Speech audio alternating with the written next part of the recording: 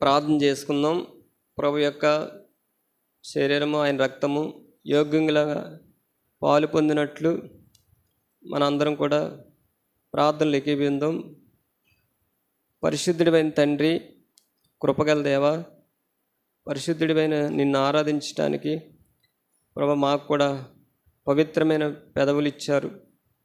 మమ్మల్ని కూడా నీ కుమారుడిని యేసుక్రీస్తు నామములో రక్షించారు. నీ శరీరంలో ప్రభు అవయవాలుగా చేసుకున్నారు. మీరు మాకు శిరసై ఉన్నారు, సంరక్షకుడిగా ఉన్నారు, పోషకుడిగా ఉన్నారు. ప్రభా, కృతజ్ఞత చెల్లిస్తున్నాం. మమ్మల్ని కూడా పరిశుద్ధ సంఘంగా మీ లోకంలో మీరు ఏర్పాటు చేసుకున్నారు.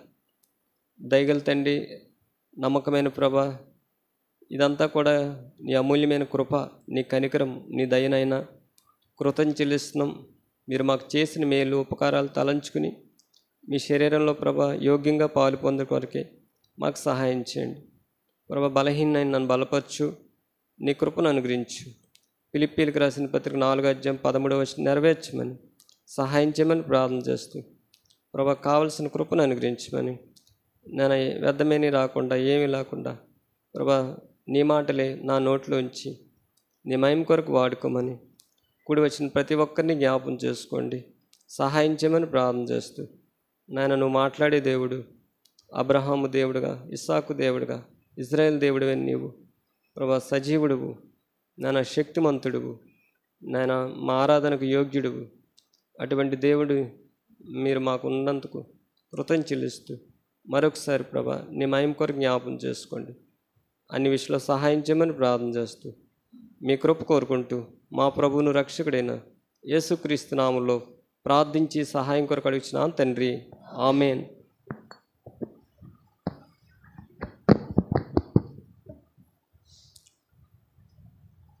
పరిశుద్ధ గ్రంథంలోంచి కొరింథీయులకు రాసిన మొదటి పత్రిక గత వారం జ్ఞాపం చేసుకున్నాం.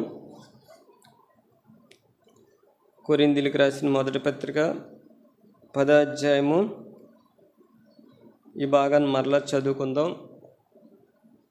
కొరింథీయులకు రాసిన మొదటి పత్రిక 10వ అధ్యాయము 1వ వచనం నుండి 11వ వచనం వరకు కలిసి చదువుకుందాం.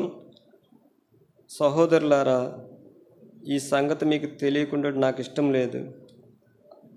కొరింథీయులకు రాసిన మొదటి పత్రిక 10వ అధ్యాయము 1వ వచనం కాడి నుంచి 11వ వచనం వరకు కలిసి చదువుకుందాం. సహోదరులారా, ఈ సంగతి మీకు తెలియకుండా నాకు ఇష్టం లేదు. అదేదనగా మన పితరులందరూ మేఘం క్రింద ఉండిరి, వారందరూ సముద్రంలో నడిచిపోయారు.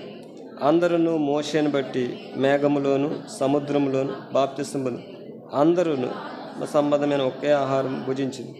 అందరూ ఆత్మ సంబంధం ఒకే పానం చేసింది. ఏలైనగా తమను వెంబడించిన ఆత్మ సంబంధమైన బండలను త్రాగి ఆ బండ క్రీస్తే.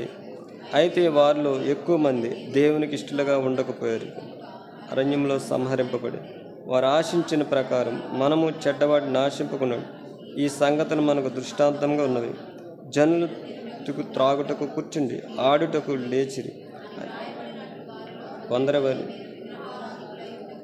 మరియు వారి వలె మనం వ్యభిచరులకు ఉందుము. వారిలో కొందరు వ్యభిచరించి ఒక్క దినమందుని 23,000 మంది కూలిరి. మనము ప్రభుని శోధింపుకుందుము. వారిలో కొందరు శోధించి సర్పములు నశించిరి. మీరు సనగుకుడి. వారిలో కొందరు సనిగి సంహారం చేత ఈ సంగతులు దృష్టాంతములుగా వారికి సంభవించి యుగాంతమందున్న మనకు బుద్ధి కలుగుటకే రాయబడింది. మన చదివిన భాగంలో గత దినాలు కూడా మనం జ్ఞాపం చేసుకున్నాం. కొరింథీయులకు రాసిన మొదటి పత్రిక 10వ అధ్యాయంలో ఏముందంటే, ఇజ్రాయేల్ గురించి, పితరుల గురించి రాయబడ్డది. వారందరూ కూడా ఎక్కడున్నారండి? మేఘం కింద ఉన్నారు. అంత మాత్రం వారందరూ కూడా సముద్రంలో నడిచిపోయారు. వారు ఐగుప్తు దేశంలో ఉన్నప్పుడు, శ్రమల్లో ఉన్నప్పుడు, వారు దాసులుగా ఉన్నప్పుడు, అటువంటి శ్రమల్లోంచి ప్రభు వారిని విడిపించాడు. మోషేని పంపించాడు. అద్భుతాలు, ఆశ్చర్యకార్యాలు చేసి ప్రభు ఎన్నో గొప్ప కార్యాలు చేశాడు. అటువంటి దేవుడు చూడండి, అక్కడ ఒక మాట ఉంది. వారు ఏం చేశారంట, ఒక మాట ఉంటుంది చూడండి. 5వ వచనం, అయితే వారిలో ఎక్కువ మంది దేవునికి ఇష్టలుగా ఉండకపోయారు. చూసారండి, దేవునికి ఇష్టలుగా ఉండలేకపోయారంటండి. దానికి కారణం ఏంటంటే 4 విషయాలు ఇక్కడ రాయబడ్డాయి. వారి విగ్రహారాధకులుగా ఉన్నారు, రెండవదిగా చూస్తే వ్యభిచారులుగా ఉన్నారు, మూడవదిగా చూస్తే ప్రభువుని ఏం చేశారు, శోధించారు, నాలుగోది చూస్తే ప్రభు మీద సనిగారు. ఇక్కడ రాయబడిన మాట ఏంటంటే 6వ వచనం, వారు ఆశించిన ప్రకారము మనం చెడ్డవాటిని, అంటే ఇవన్నీ కూడా చెడ్డవి. వారు ఆశించారు. ఏం ఆశించారు అని చూస్తే విగ్రహారాధన ఆశించారు, రెండవదిగా చూస్తే వ్యభిచారము, మూడవదిగా చూస్తే ఏం ఆశించారండి, సనుగుళ్ళు, ఇంకా శోధించారు ప్రభువుని. అందుకే దేవుని వాక్యం ఇక్కడ ఏముందంటే అక్కడ ఒక మాట ఉంది చూడండి, మీరు అక్కడ చూడండి, చదవండి ఆ మాట, 6వ వచనం చదవండి.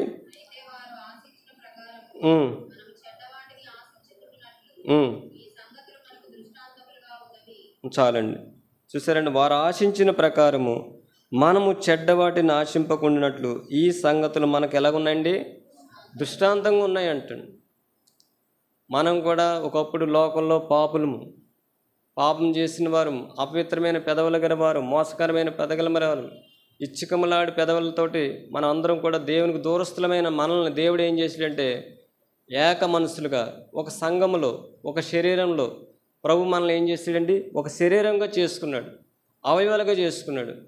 ఆ సంఘానికి శిరస్సు. అప్పుడు కూడా చూడండి, అక్కడ మాట ఉంది, 4వ వచనం, అందరూ ఆత్మ సంబంధమైన ఒకే పానీయమును పానం చేసిరి, ఏలైనగా తమ్మును వెంబడించిన ఆత్మ సంబంధమైన బండలోంది త్రాగాడు. వారి ప్రారంభం బాగానే ఉంది, కానీ ముగింపు ఎలాగుందండి, చాలా నష్టపోయారు వాళ్ళు. మన ఆత్మీయ జీవితంలో కూడా కొన్ని విషయాల్లో అందుకే అక్కడ రాయబడ్డది ఏంటంటే వారు ఆశించిన ప్రకారము మనం చెడ్డవాటిని ఆశింపకూడదు. చెడ్డవాటి ఒకసారి మనం ఆశిస్తూ ఉంటాం. విగ్రహారాధన చేస్తే ఏముందండి, ఏహెచ్కేల గ్రంథంలో గత దినం చదివాం. విగ్రహారాధన అంటే అదేంటంటే పాపం అంటండి. విగ్రహారాధన చేయడం పాపం, వ్యభిచారం కూడా పాపం అని రాయబడ్డది. అయితే ఈ రెండు విషయాలు చూడండి. అక్కడ ఒక మాట ఉంది ఏంటంటే 9వ వచనం, మనము ప్రభువును శోధింపక ఉందుము, వాళ్ళు కొందరు శోధించి సర్పం వలన శోధించారు. చాలామంది ఇజ్రాయేలే దేవుని కార్యాలు చూశారు, గొప్ప కార్యాలు చేశారు, ప్రభు ఆశ్చర్యకార్యాలు చేశారు. వారిని ఐగుప్తుల నుంచి, ఆ దాసత్వం నుంచి ప్రభు విడిపిస్తే వాళ్ళు ఏం చేశారండి, చూడండి ఒక మాట ఉంటుంది, కీర్తన గ్రంథం 78వ అధ్యాయము 17వ వచనం చదవండి. కీర్తన గ్రంథం చదవండి అక్క, 17వ వచనం కాడి నుంచి చదవండి. ఆయనను వారు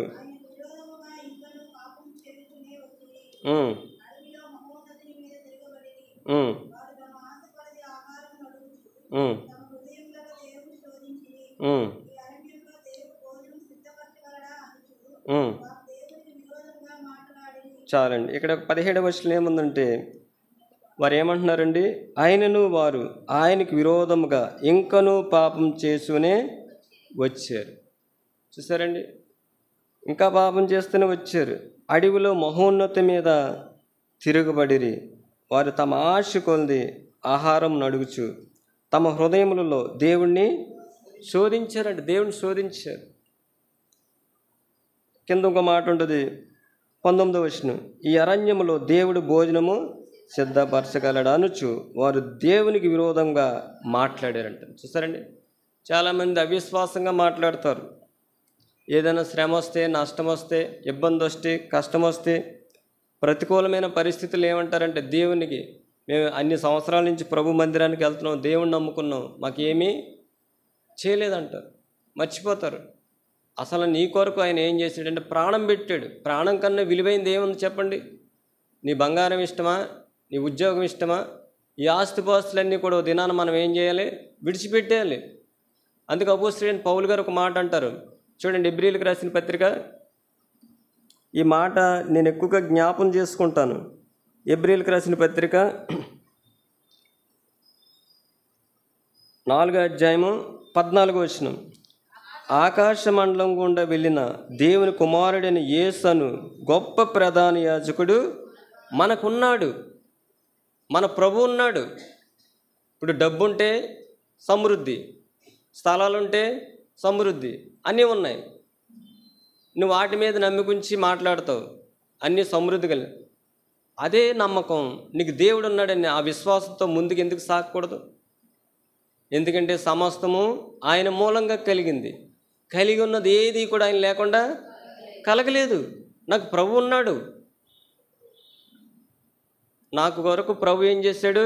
క్రయం చెల్లించాడు, ప్రాణం పెట్టాడు, ప్రాయశ్చిత్తం చేయబడ్డాడు. ఆయన ప్రాణమే ఇచ్చేసాడు. అక్కడ చూడండి, అక్కడ అపోస్తలుడైన పౌలు గారు ఏమంటారంటే, ఆకాశ మండలం గుండా వెళ్ళిన దేవుని కుమారుడైన యేసు అను గొప్ప ప్రధాన యాజకుడు మనకున్నాడు. ఉంటే అడుగుడి మీకు ఇవ్వండి, నా నామం నన్ను ఏదడితే చేస్తానని. చూడండి, ఒక మాట ఉంటుంది,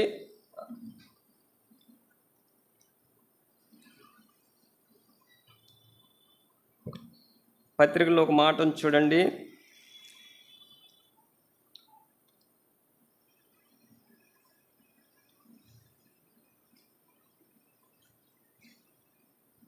కొరింథీయులకు రాసిన 2వ పత్రిక 13వ అధ్యాయము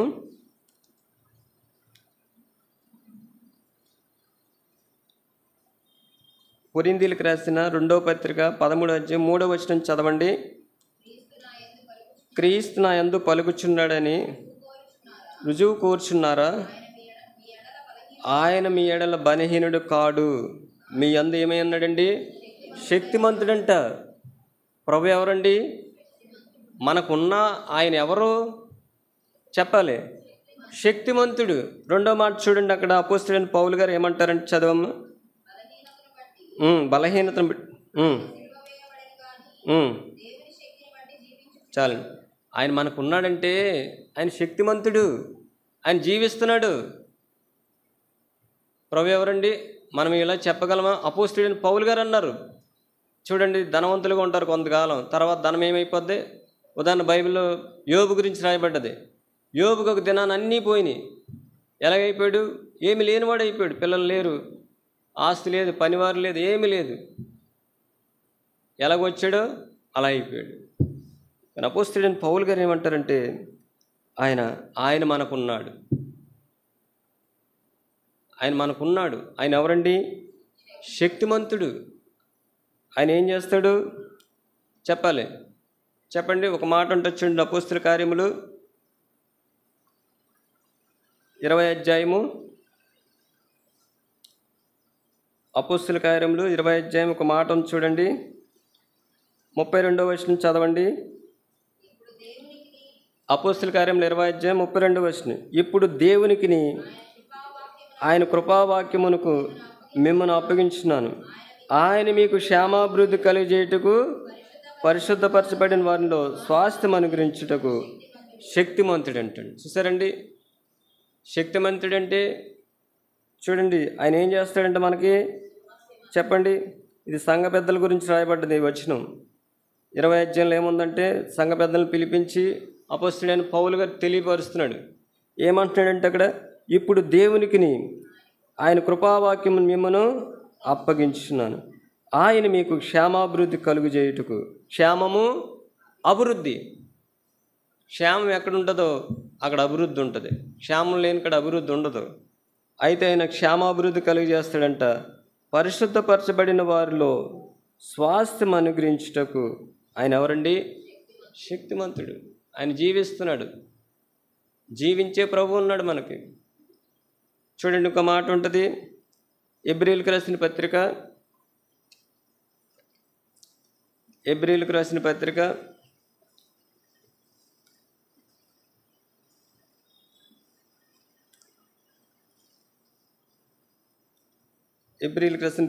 అధ్యాయము 24, 25 వచనాలు. ఈయన నిరంతరం ఉన్నవాడు గనుక మార్పులేని యాజకత్వం కలిగిన వాడైను.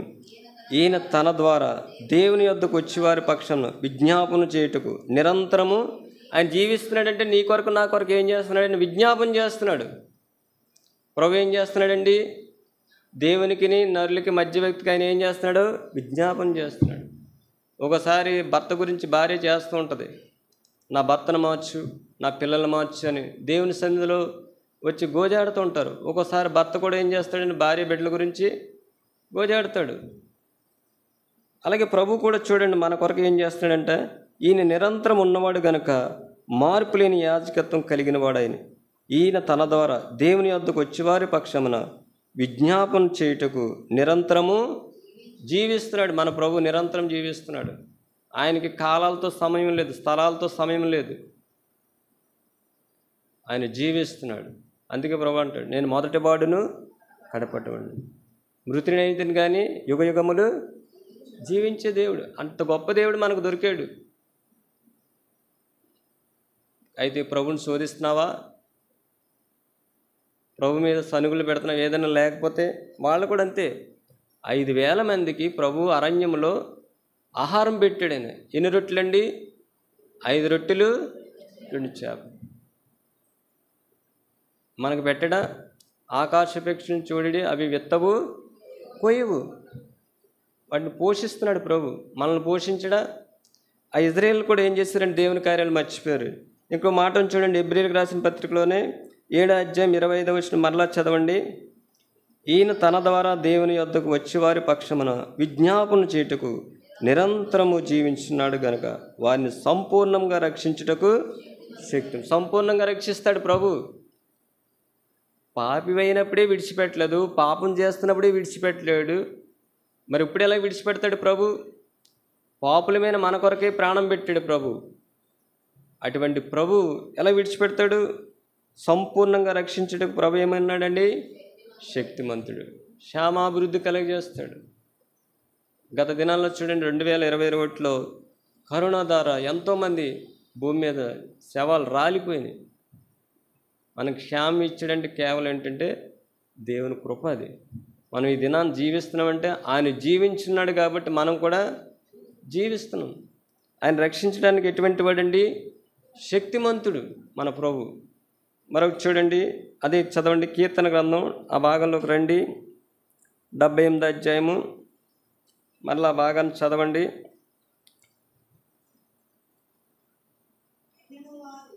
అయినను వారు ఆయనకి విరోధంగా, ఇక్కడ చదవక 20వ వచనం కాంచి చదువు.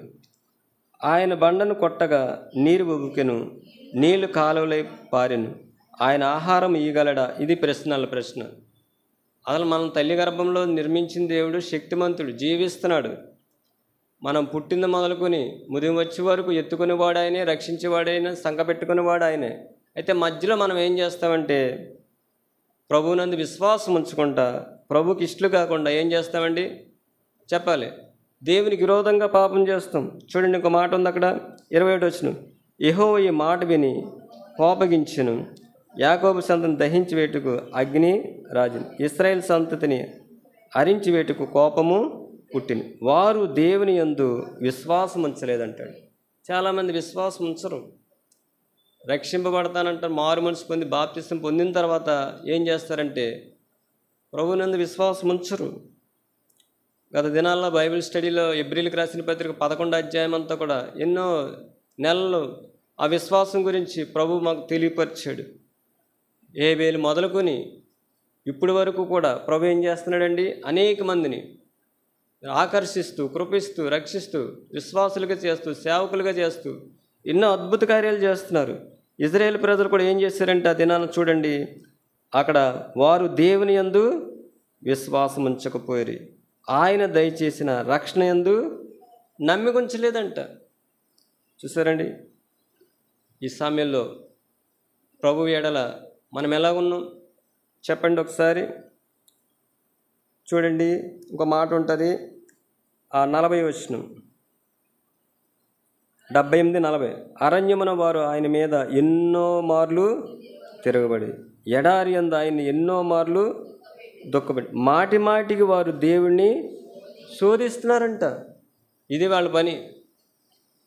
చాలామంది తల్లిదండ్రుల విషయంలో కూడా పిల్లలు ఏం చేస్తారండి? పెంచి పెద్ద చేస్తే పెద్ద అయిన తర్వాత ఎన్నోసార్లు తల్లిదండ్రులు కన్నీరు రప్పిస్తూ ఉంటారు.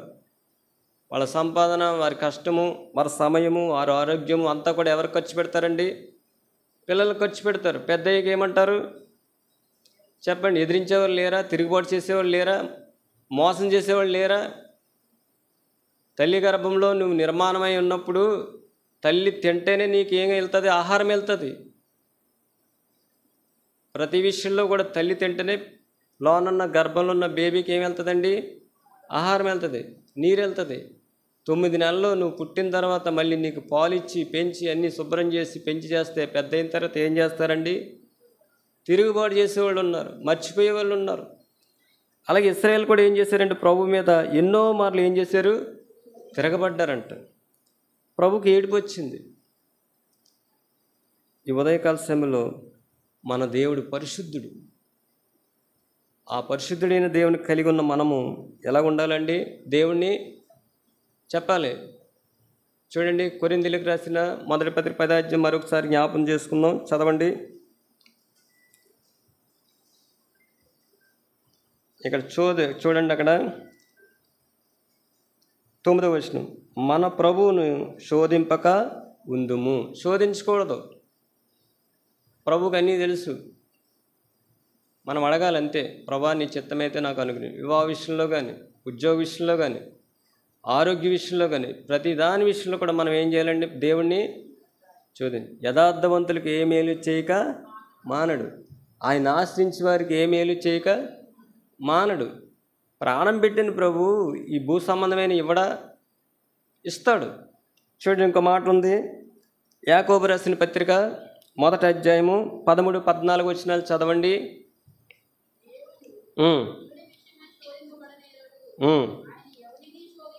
ఆయన ఎవరిని శోధించడంట. అనకూడదంటండి. ఎవరైనా చాలామంది ఏమంటారంటే నన్ను దేవుడే శోధిస్తున్నారంటారు. ఒకసారి నయోమి ఎక్కడ విడిచిపెట్టి వెళ్ళిందండి? బెత్లెహేం విడిచిపెట్టి మోయాబుకి వెళ్ళింది. అక్కడ ఒక మాట ఉంటుంది చూడండి. రూతు గ్రంథం 1వ అధ్యాయము, రూతు గ్రంథం 1వ అధ్యాయంలో ఒక మాట ఉంది ఇక్కడ.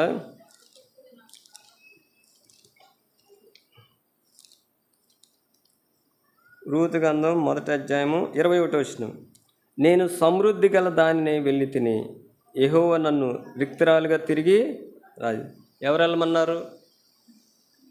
కరువు వచ్చిందని వెళ్ళిపోయింది ఆవిడ. అసలు దేవుడు ఎక్కడి నుంచి నడిపించాడు? ఐగుప్తులోంచి పాలు తేనెలు ప్రవహించే దేశానికి నడిపించాడు. అది ఏ దేశం అండి? మంచి దేశం. ఆ దేశాన్ని విడిచిపెట్టి ఎందుకు వెళ్ళాలి? చాలామంది దేవుని సావాసం విడిచిపెట్టి, ప్రభువుని విడిచిపెట్టి లోకంలోకి వెళ్ళిపోతారు. నేను లోకంలోంచి వేరు చేసి సంఘంలో చేస్తే చాలామంది సంఘాన్ని విడిచిపెట్టి ఏం చేస్తారండి? లోకంలోకి వెళ్ళిపోతారు. ఇక్కడ చూడండి, ఆవిడ కూడా సమృద్ధి గల దానిని వెళ్ళి తిని యెహోవా నన్ను రిక్తురాలుగా తిరిగి రాజేస్తుంది.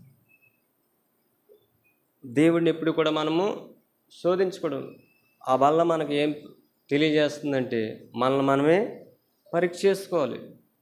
ఇది పరీక్షా సమయం. చూడండి, ఇంకో మాట ఉంటుంది. మనం చదివిన కొరింథీయులకు రాసిన పత్రికలోనే ఆ మాట మళ్ళీ చదవండి. 9వ వచనం, మనము ప్రభువుని శోధింపక ఉందుము, వారిలో కొందరు శోధించి సర్పముల వలన నశించిపోయారంట. సర్పాలు కరిచేసినాయి. సర్పం అంటే వాళ్ళు శోధించారు కాబట్టి దేవుడు ఏం చేశాడు చెప్పండి? తెగులుకి అప్పగించాడు. చాలామంది శోధిస్తూ ఉంటారు దేవుడిని. చూడండి, ఒక మాట ఉంటుంది. మత్తయి సువార్త 4వ అధ్యాయం 3వ వచనం చదవండి. శోధించేవాడు ఎవరు? ఆ శోధకుడు. ఎవరండి శోధకుడు? అపవాది. చదవండి. ఆ శోధకుడు ఆయన వద్దకు వచ్చి, నీవు దేవుని కుమారుడివైతే ఈ రాళ్ళు రొట్టెలగునట్లు ఆజ్ఞాపించమను. అందుకైన మనుషుడు రొట్టె వల్ల మాత్రం కాదు కానీ దేవుని నోట నుండి వచ్చి ప్రతి మాట వలన జీవించి. చూసండి, శోధకుడు ఏం చేస్తాడు? శోధిస్తాడు. ప్రభువునే శోధించాడు. మనల్ని శోధించడా? ఇక్కడ ఏం తీసుకొచ్చాడంటే శోధకుడు శరీరాశ తీసుకొచ్చాడు. వాళ్ళకు కూడా ఏముందండి? ఇజ్రాయేల్కి శరీరాశే. మేము ఐగుప్తులో ఉన్నప్పుడు బాగా తిన్నాం, మాంసం వండుకున్నాం, అన్నీ బాగుంది, సమృద్ధి ఉందని చెప్పి దేవుని ఏం చేశారు? శోధించారు. ఇక్కడ కూడా శోధకుడు ఏం చేస్తున్నాడంటే ప్రభువుని శోధిస్తున్నాడు. శోధకుడు శరీరాశ.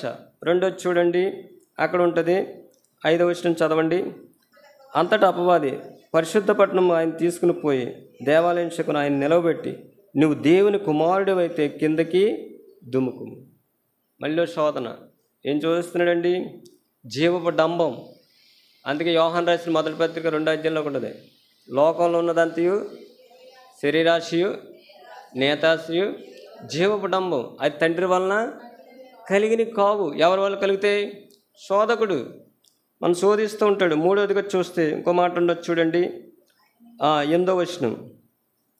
మరలా అపవాది మిగిలి ఎత్తైన ఒక కొండ మీదకి ఆయన తోడుకుని పోయి ఈ లోకరాజ్యములన్నిటినీ వాటి మహిమను ఆయనకు చూపి, నువ్వు సాగిలిపడి నాకు నమస్కారం చేసినడలా వీటన్నిటిని నీకు ఇచ్చేదని ఆయనతో చెప్పగా, ప్రభు ఏమన్నారండి? యేసు వానితో, సాతానా పొమ్ము పొమ్ము అన్నాడు. సాతాను శోధిస్తాడు. శరీరాశ, నేత్రాశ, జీవుడం, చూసిందల్లా కావాలి. ఇదే ఆశ అండి, ఇది నేత్రాశ. జీవడంబం ఉన్నదానికంటే చాలామంది ఎక్కువగా చెప్పుకుంటారు. అదేంటండి? జీవడంబం, శరీరాశ. శరీరాశ. నోవహు దినాల్లో ఎలాగున్నారంటండి? ఎలాగున్నారు చూడండి ఆ మాట ఉంటుంది లూకాసు వార్త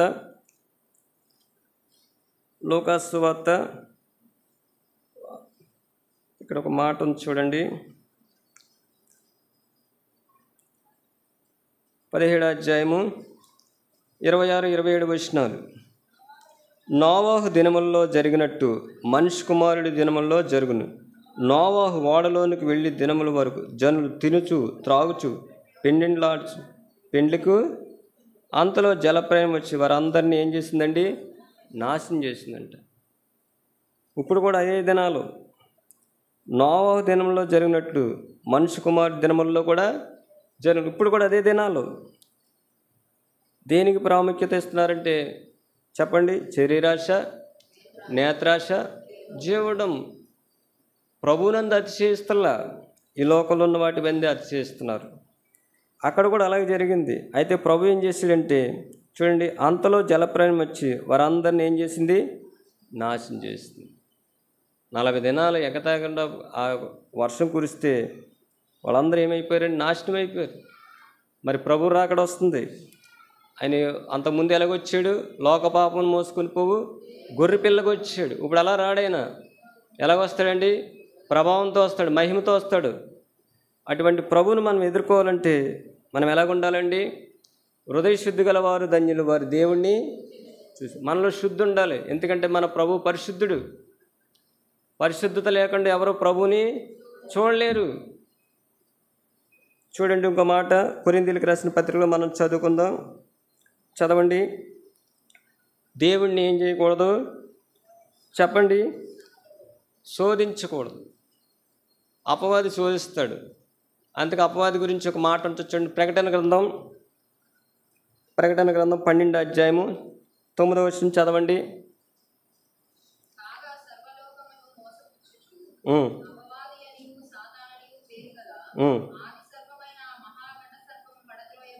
చాలండి. అపవాది ఏం చేస్తాడండి? ప్రభునే శోధించాడు. నిన్ను నన్ను కూడా శోధిస్తాడు. అదే ప్రకటన గ్రంథం 12వ అధ్యాయం 12వ వచనం చదవండి. అందుచేత పరలోకమా,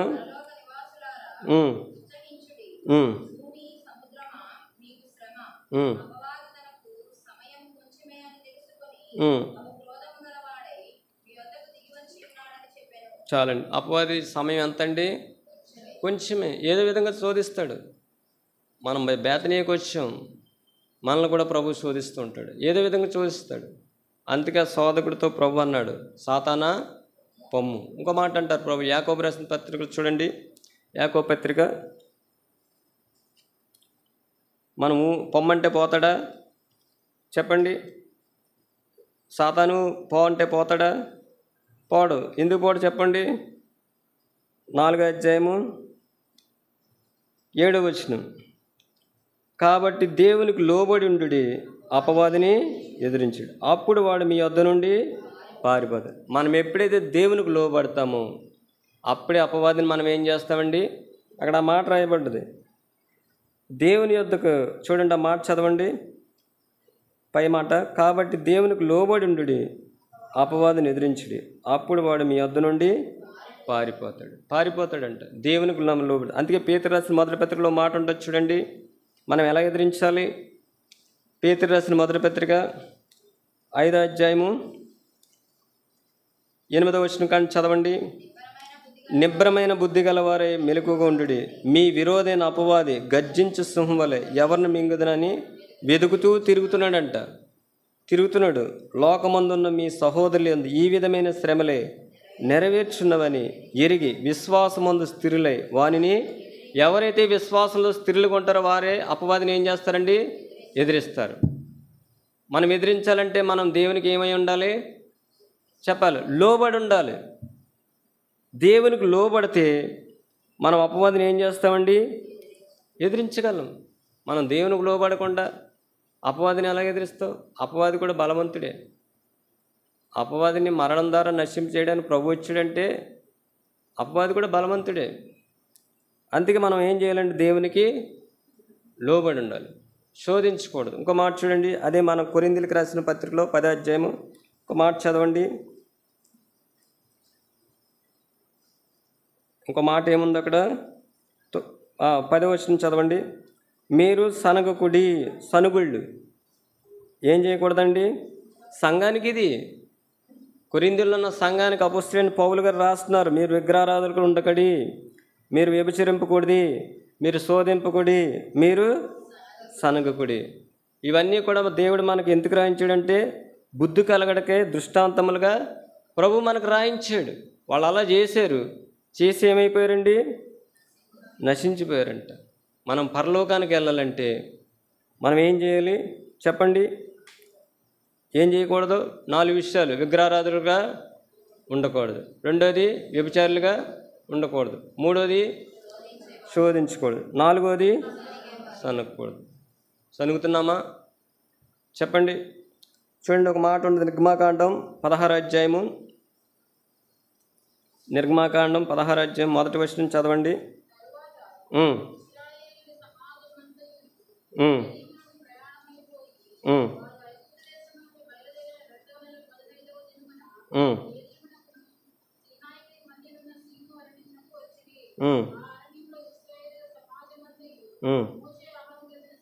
చాలండి. ఏం చేస్తారండి?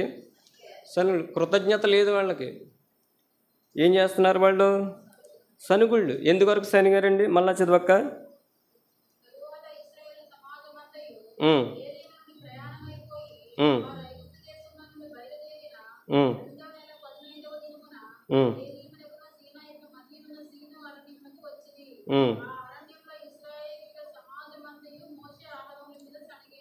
మూడవ వచనం చదువు. ఇశ్రాయేలు మేము మాంసం వండుకొని కొండల యొద్ద కూర్చుని తృప్తిగా ఆహారం తిన్నప్పుడు యెహోవా చేతి వలన ఎలా చావుకుంది ఈ సర్వ సమాజమును ఆకలి చేత చంపుటకు ఈ అరణ్యములోనికి మమ్మను అక్కడి నుండి తోడికి వచ్చి వారు తనగా. చూసారండి ఏమంటున్నారండి? అదే బాగుంది అంటున్నారు వాళ్ళు. ఈ సనుగులు ఎవరున్నారండి? ప్రభు అన్నాడు. మనం కూడా సనుగుతున్నామా? అదే 17వ అధ్యాయం 2వ వచనం చదవండి, పక్కన ఉంటుంది.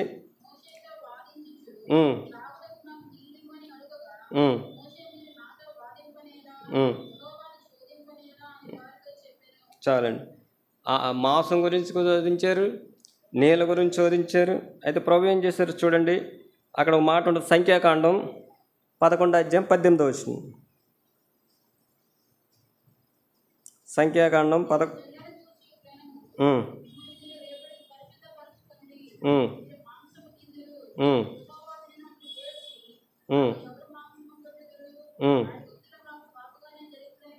ఏమంటున్నారండి? వెళ్ళి ఐగుప్తులో బాగుందంటున్నారు. అప్పుడేమన్నారు? శ్రమల్లో విసుకొచ్చేసింది, ప్రాణాలు విసిగించారు, వాళ్ళు తట్టుకోలేకపోయారు. దేవుడు ఆ మొరలు చూసి ఎవరిని పంపించాడు? మోషేని పంపించాడు. మోషేని పంపితే వీళ్ళేమంటున్నారంటే ఐగుప్తులు ఎలాగుందంటండి? ఐగుప్తు లోకానికి సాదృశ్యం. మనం కూడా చాలామంది లోకంలోంచి బయటకు వచ్చిన తర్వాత లోకమే బాగుందండి, లోక సావాసాలు విడిచిపెట్టరు, లోక పద్ధతులు విడిచిపెట్టరు, ఆచారాలు విడిచిపెట్టరు, శ్రీమంతాలు ఇంకేంటండి చాలా ఉన్నాయి ఆచారాలు లోకంలో. సామత బంతులు, ఇంకా సార్లు, ఇవన్నీ మందిరానికి వస్తుంటారు, అవి చేస్తుంటారు. దేవుడు నిన్ను ఎందుకు పిలిచాడు? తన ఆశ్చర్యకరమైన వెలుగులోనికి పిలిచాడు. ఎక్కడి నుంచి పిలిచాడు? చీకటిలో నుంచి పిలిచాడు. నువ్వు చీకటిలో ఉంటే అవి చేయి. వెలుగులో ఉన్నవాడు ఏం చేస్తారండి? ప్రభు వాక్యం ఏం చెప్తుందో ఆ ప్రకారం చేయాలి. వీళ్ళు కూడా ఏమంటున్నారంటే, మాకు ఐగుప్తులోనే బాగా జరిగింది. మర్చిపోయారు ప్రభువుని, విశ్వాసం ఉంచలేదు. ఆ కింద చదవండి 20వ వచనం.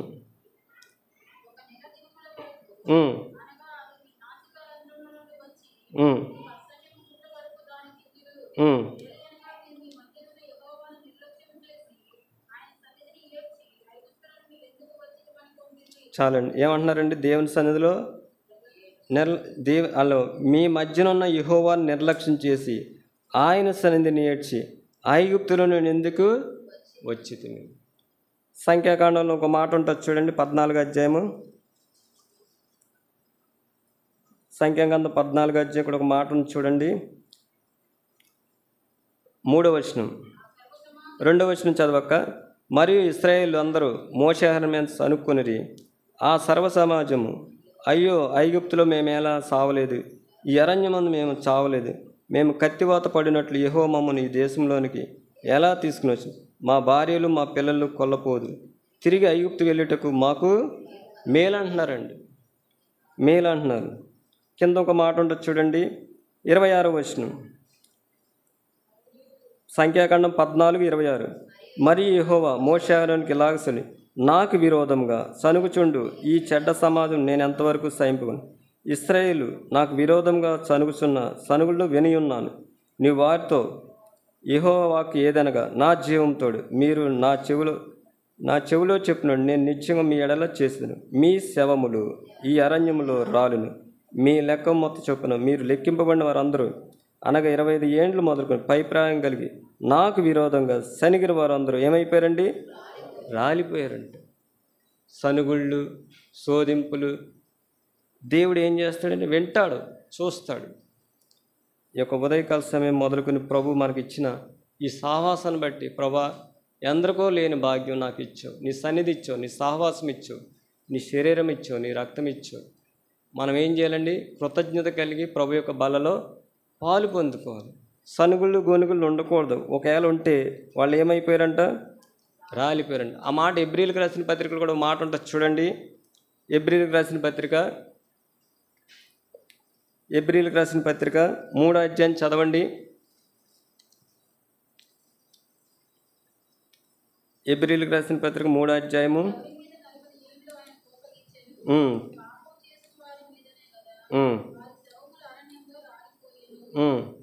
చూసారండి ఏమైందంట?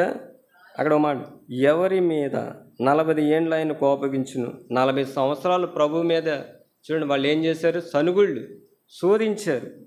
అందుకే ప్రభు కోపగించాడండి. పాపం చేసిన వారి మీద కదా, వారి శవములు అరణ్యములో రాలి తన విశ్రాంతిలో ప్రవేశింపరని ఎవరిని గురించి ప్రమాణం చేసిను?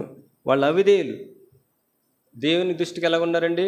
అవిధేయులు, అవిశ్వాసులు, దేవునికి ఇష్టలు కాదు. ఇంకేముందంటే శరీరానుసారమైన మనసు కలిగిన వారు. ఇంకో మాట చదవండి అక్కడ 2వ వచనం 4:2.